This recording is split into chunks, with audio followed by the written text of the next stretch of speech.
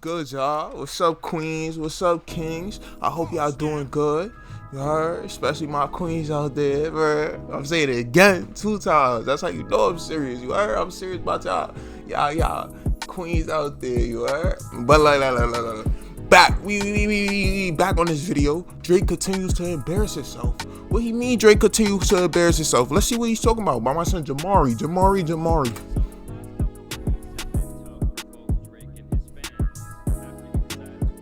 Waved the white flag in his beef against Kendrick Lamar. He has still been somewhat active.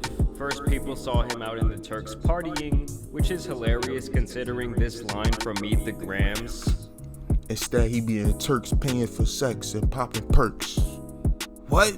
Come on now, my son went back to Turks after that? Yo, Turks must be lit. I'm not gonna lie, I gotta go to Turks.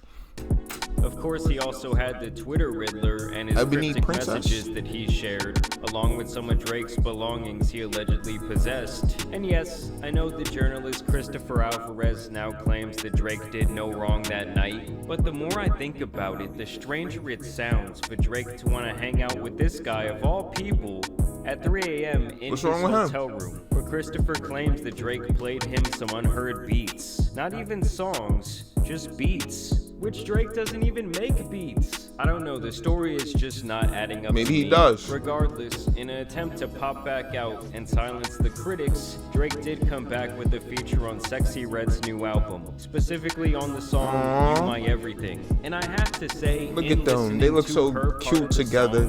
I think Miss Red might have damaged my brain permanently. I mean, her performance here is just straight up garbage. Like, I'm talking. What you mean? She fumbled on a Drake song? You can't be doing that. The last ones you had was heat. Look, this music video right here, I'm not gonna lie, it was alright. You heard? What is that? Oh, but I'm telling you, bro, that's what you gotta play when you with your shorty and do that. Like, for me. But I hope that other one was in tries. Let's see what you talking about. Talking about way worse than Soul Train. I'm like, what is it? What? Soul Train is crazy. Drake attempts to silence the haters and to diffuse the ever-growing buzz around the first and greatest diss beat of all time, Metro Boomin's BBL Drizzy. Like, what is he really gonna do? Run up on me? Oh, damn, bro, I was about to spaz. Damn, they said I kept. I'm telling you. The Drake that we've gotten over the last couple of years. Lazy lines about having sex and bars about the tough guys in his entourage. But this one's gotta be my favorite. Soon as this shit get resolved, I'll turn librarian for you. I'm booking that shit. What? And here is where he tries to reclaim his status as the true BBO god. Sampling. Well, I'm from booking me running. What you mean booking?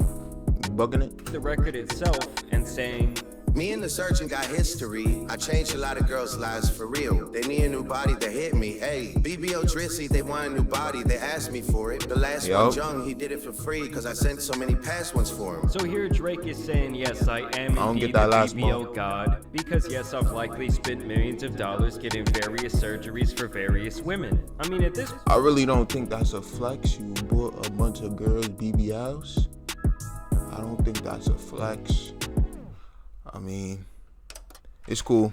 When Drake is looking at these chicks like Build-A-Bitch, apparently. In this way, I guess Drake tries to divert the joke on himself into a W. All I know is that stupid BBL Drizzy hook has lived rent-free in my head for weeks. And the fact that people were dissing him in 1,000 different languages was just hilarious. Overall, this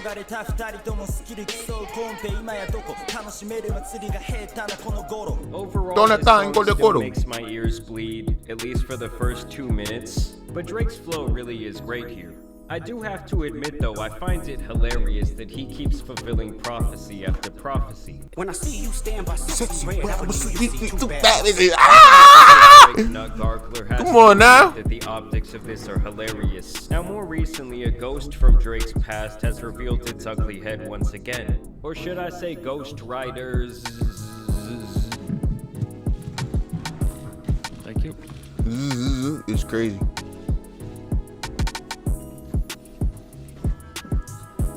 No, don't Back leave. In 2015, Drake would famously destroy the then very respected Meek Mill in a rap battle. He took down the dude from the streets who was known for getting hyped on the mic, releasing Charged Up and then the hit record back to back in the matter of a week.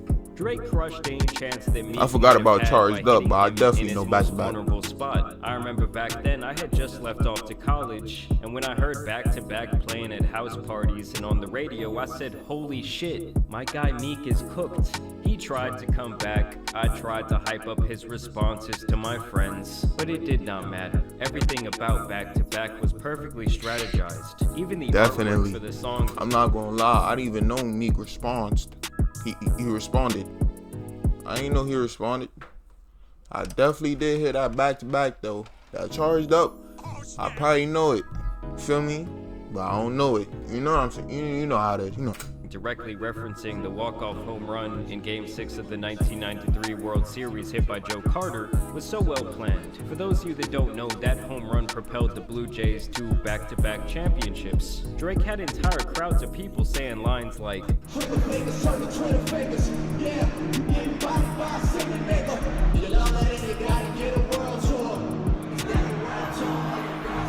alluding to Meek's then relationship with a much bigger entertainer than himself, Nicki Minaj. At the time, his status as her boyfriend was eclipsing his status as a rapper. Don't get me wrong, he was still dropping good music, but he was becoming more known for being Nicki's boyfriend, more than he was for being Meek Mill, which is something a man is obviously going to be clowned for. This whole song is layered with references that emasculate Meek, who is known for his tough guy gangster image and ferocious delivery in his songs. For Drake to drop a radio hit on his head through a diss record is something that we had not seen for a very long time, and this really got him a lot of credit as an MC, and he really shed the soft R&B Marvin's Room guy label. Now you're probably asking yourself, well, why do I bring this up today? Well, first off, let's just acknowledge that what Kendrick did to Drake recently is exactly what Drake had done to Meek almost a decade ago. Because just like Drake recently, Meek actually put out some decent records of his own during that beef, dropping Wanna Know, War Pain, and Pray For Him. 3 great records. I don't know none of them songs. I'm sorry. Who he said this was by? Drake? Drake? Or Meek? I think that says Meek. Yeah, Meek Mill, Dream Chaser. Yeah, I'm sorry. Maybe he has to play it. That got completely eclipsed by back to back. In these songs, he talks about how Drake is an really sweet. I call you artist, Buttercup. even calling him the new Milli Vanilli. Wait. Go back. Okay. Referencing an R&B duo Milli that Vanilli. infamously failed when it became public knowledge that they weren't actually singing a single note on their hit album. But in the end, it did not matter. Meek could have dropped the most scathing record of all time, and no one would have cared because the public perception was that Drake had already won. Does any of that sound familiar to you guys? Like Kendrick just got 2 platinum records calling him a PDF 5. And just like Drake recently, Meek seemingly went into this battle with no strategy. And to me, in the end, that's why they both lost. Now, to Meek's credit, during this beef, he did expose the most glaring kink in Drake's armor at the time, and that's the fact that he had gotten a lot of quote-unquote help from ghostwriters writing some of his biggest songs. There is a reason that the term OV... Nah, ain't nothing wrong with that, man. A bunch of rappers got ghostwriters now. Sweatshop was coined at ain't this no time, secret. as people began to speculate that Drake would use his record label as a guise to bring in talent, suck them dry for inspiration and ideas, and essentially sign his name on the top of their homework, and really leave them even worse than they were before they met him. You're not an artist anymore, little guy. You make my hits now, pussy. Meek Mill called him out on record to give Quentin Miller his due. Listen, it's working. It's working. You can't say nothing. It's working. Credit for his work on If You're Reading This Is Too Late. I just wanna know if you ain't right there running through the 6 shit. Tell us who the folks queen running through the 6 with. And even tweeted out, stop comparing Drake to me too. He don't write his own raps. That's why he ain't tweet my album, because we found out. Following this beef, reference tracks to several Drake songs would be released. People were shocked as they heard Quentin rap melodies and choruses from songs like Rico, 10 Bands, Started From the Bottom, and Know Yourself. All money, new women, gotta keep it bouncing. Other reference tracks would be released from Party Next Door for the songs Company, Legend, and You With Me. Man, imagine this is your dream, to write for a massive artist like Drake, and in the end you don't even get paid for your contribution. I never got a publishing check off of any Drake songs. Regardless, the ghostwriter allegations had cooled off. So what are you doing it for? To be his friend?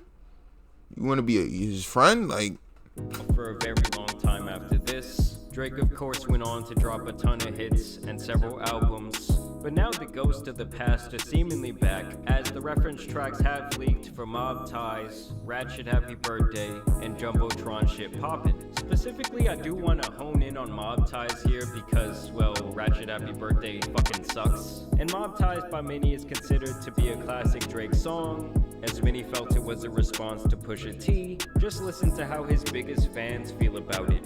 But I did biggest hear fan. about that maybe he got some help on Mob Ties. And I ain't gonna lie, Mob Ties is a song that I felt that was Drake with his back against the wall. And I was like, yo, Drake, right? It felt the way. I love the song. Yeah, like that, I would be like, that would hurt my heart. What's one of our favorite songs, Mavi, now?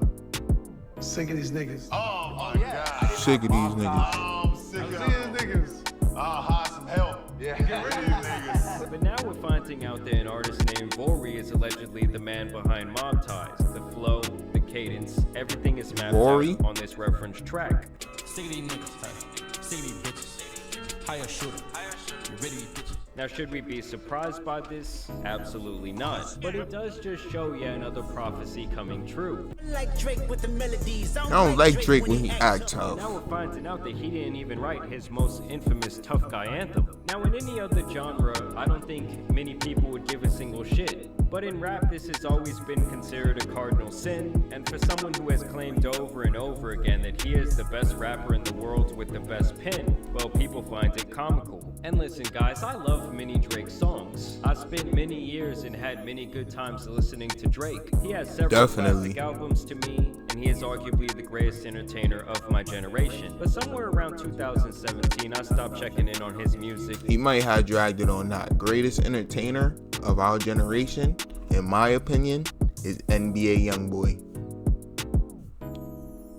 I think Scorpion was the first record I really didn't enjoy, and unfortunately for Drake, he just went up against the most authentic artist I've ever seen when it comes to representing where he is from and how he is raised. And when you stack that up against a manufactured mega artist who seemingly has no boundaries as to which flow or style he might steal next, he was really fighting an uphill battle, and coming in with no strategy at all was just a horrible decision.